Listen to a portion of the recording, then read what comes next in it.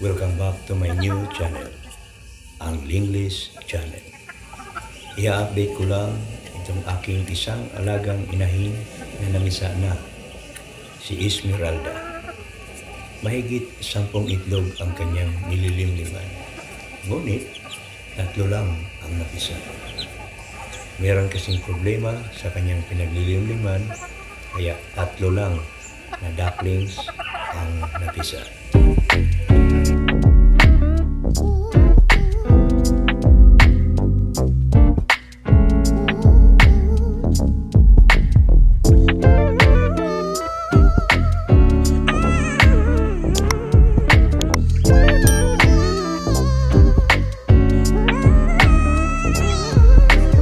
Ito si Esmeralda.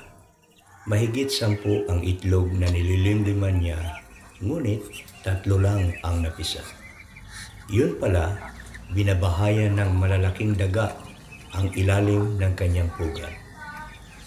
Made of plywood na medyo manipis lang ang kanyang pugat at medyo may kalumaan na rin kasi. Kaya noong binahayan ng mga daga sa ilalim ng kanyang pugat, ay unti-unting ginangat-ngat at sinira. Mabuti, meron pang 3 ducklings ang napisa. Inaasahan ko pa naman sana na marami ang mapipisa. Pero ito na nga ang nangyari. Dahil sa mga daga na iyon, naapektuhan yung pamimisa ni Esmeralda. Sa ngayon, inaabandona ko muna ang area na iyon at ang mga inahin ay inilipat na lahat dito sa The Lizard Village. Wala nang natira doon except sa mga paitlugan na iyon na binabahayan ng daga. I-repair ko na lang yon, baka pwede pa magamit. Samantala, yung isa pang alaga kong inahin na si Dolores ay namisa na rin. Ito mas malala. At baka magulat kayo guys, dahil sa mahigit 10 na itlog na pinaglilimliman niya ay 1 lang ang napisa. As in, 1 lang talaga. Ididetalye ko na lang ang buong istorya sa next video na i-upload ko. Sa ngayon, ipo-focus ko muna ang aking atensyon sa bagong ginawa kong paitlogan. Medyo matibay ito kumpara sa dati. 6 na pugad lahat at buwina mano na si Barbara ang umitlog at naglimlim agad. Kaso lang, nalumpo siya.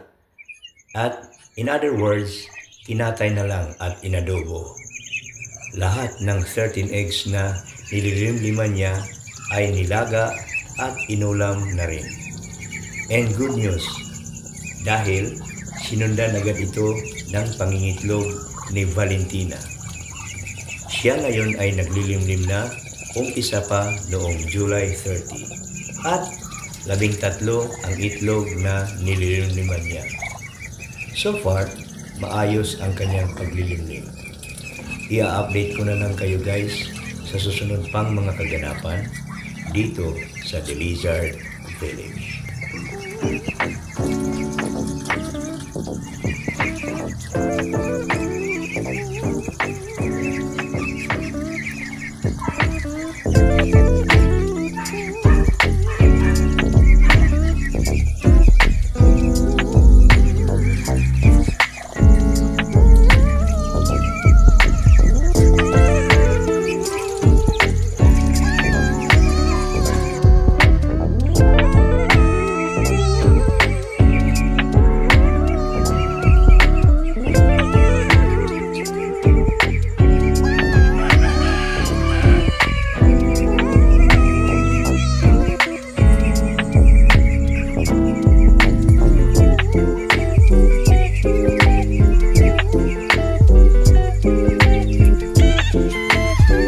And that's it for today's vlog.